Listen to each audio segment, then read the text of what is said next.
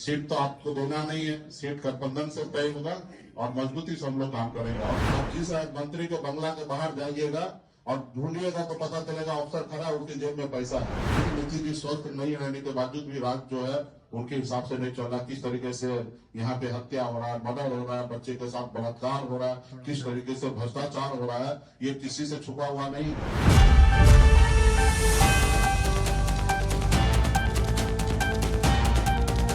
नमस्कार, मैं सुरभि मानसी और आपने देखना शुरू कर दिया है एकदम कड़क। तो हाल ही में एक मीटिंग द्वारा संवाददाता सम्मेलन द्वारा वीआईपी पार्टी के संस्थापक मुकेश साहनी ने कर दी है ऐलान कि लड़ेंगे 243 सीटों पर इस बार के बिहार के विधानसभा का चुनाव। साथ ही साथ कहा कोऑर्डिनेशन कमेटी के अध्यक्ष तेजस्वी यादव उनके नेतृत्व में गठबंधन की सरकार आएगी और लड़ेगी। और मुख्यमंत्री के चेहरे को लेकर उन्होंने क्या बयान दिया और भविष्य में चुनावी समीकरण उन्होंने अपनी पार्टी की तरफ से क्या बताया है, आइए जानते हैं। विशेष तौर पे श्री अनिल कुमार सिंह जी कुशवाहा जी को धन्यवाद देता हूं और इनके साथ जो सैकड़ों लोग आए हैं उनको भी धन्यवाद देता हूं कि आपने वीआईपी पार्टी के ऊपर विश्वास जताकर हमारे हाथों को मजबूत करने के लिए वीआईपी परिवार में आए।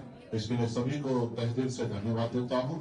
मूलतः खगड़िया जिला से बेलदौर विधानसभा से है, राजनीति अनुभव बहुत बड़ा है, काफी सालों से तो तकरीबन 20 साल से संघर्ष करने वाले लोग हैं और आने वाले समय में पार्टी से जुड़े हैं। पार्टी को विचार को लेकर खगड़िया में कैसे पार्टी मजबूत हो, कैसे क्षेत्र में बेलदौर मजबूत हो, इसके लिए काम करेंगे। इसके लिए मैं उनके और उनके सारे साथी को बहुत बहुत धन्यवाद देता हूँ।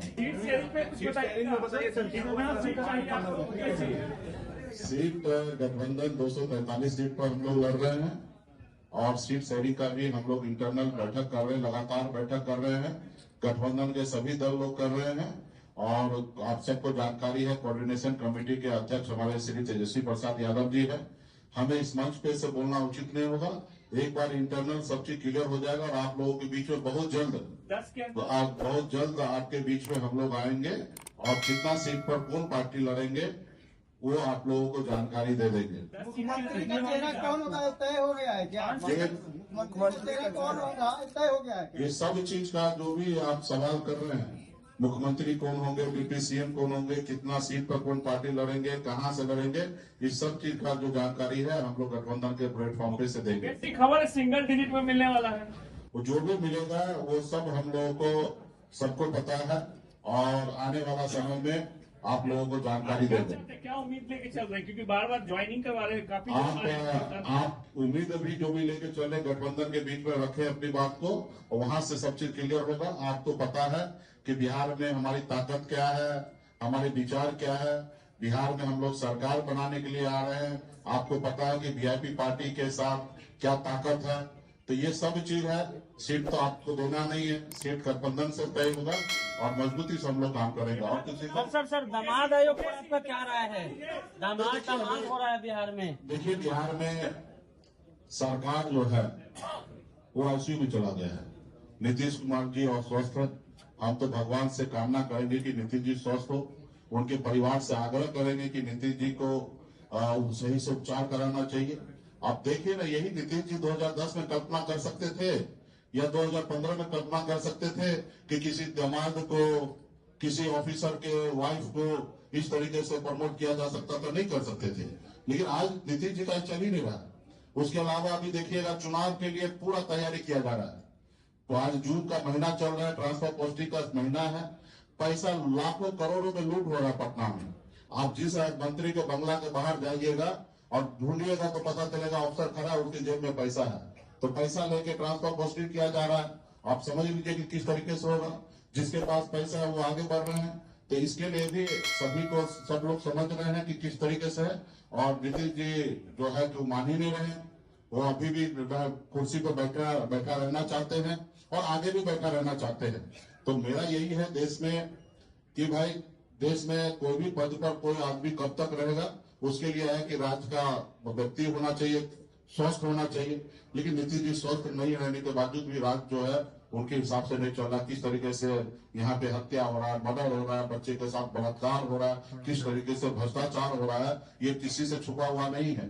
किस तरीके से सरकार का पैसा कोई पार्टी अपने प्रचार करने के लिए, अपने वाहवाही करने के लिए 1-2 रुपया नहीं, सैकड़ों करोड़ रुपया खर्च किया जा रहा है। इससे पहले भी यूपीए के सरकार के समय में आप देखते होंगे कि इस तरीके का घोषणा जो होता था वो दिल्ली से वहां से बटन दबा के कर दिया जाता था। लेकिन आज क्या किया जा रहा है? आज बिहार में आके बिहार के पैसा करोड़ों करोड़ रुपया पानी में बहा रहा है और बिहार के लिए नहीं सोचा जा रहा है। आज यही गुजरात है। 2014 में देखिएगा गुजरात का गरीबी दर देखिएगा तो 16% था, लेकिन आज बढ़कर कितना, अभी घट के कितना हो गया? 9% हो गया।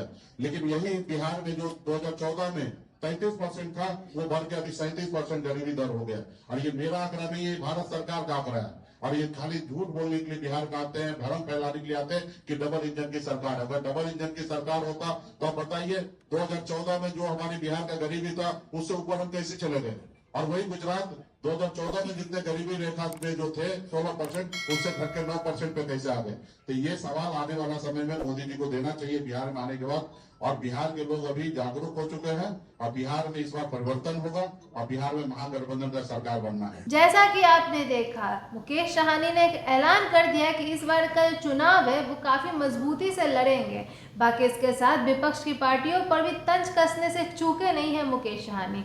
उन्होंने कह दिया है कि अचेत अवस्था में तो है ही नीतीश कुमार, साथ ही साथ उनकी स्वास्थ्य में ही बदहाली दिख रही है, फिर भी वो पद पर बने रहना चाहते हैं, बिहार के मुख्यमंत्री बने रहना चाहते हैं, इसलिए वो कोई भी दाव पेच इस्तेमाल करेंगे। इससे पहले भी बिहार में कई योजनाओं की आगाज का सौगात का वादा किया था, लेकिन इस बार अपनी खामियों को देखते हुए नीतीश कुमार इस बार सौगातों की बरसात करवा रहे हैं नरेंद्र मोदी से, ऐसा दावा किया है मुकेश साहनी ने। यानी कि वो कहना चाहते हैं कि नीतीश कुमार अब सक्षम नहीं है मुख्यमंत्री का पदभार संभालने के लिए, इसलिए अनेक पैतरे और राजनीतिक दावपेच इस्तेमाल कर रहे हैं। इस पर आपकी क्या राय है? कमेंट बॉक्स में हमें साझा करें, सब्सक्राइब करें, बेल आइकन प्रेस करना ना भूलें ताकि आपसे कोई भी अपडेट मिस ना हो जाए। बने रहें एकदम कड़क के साथ। धन्यवाद।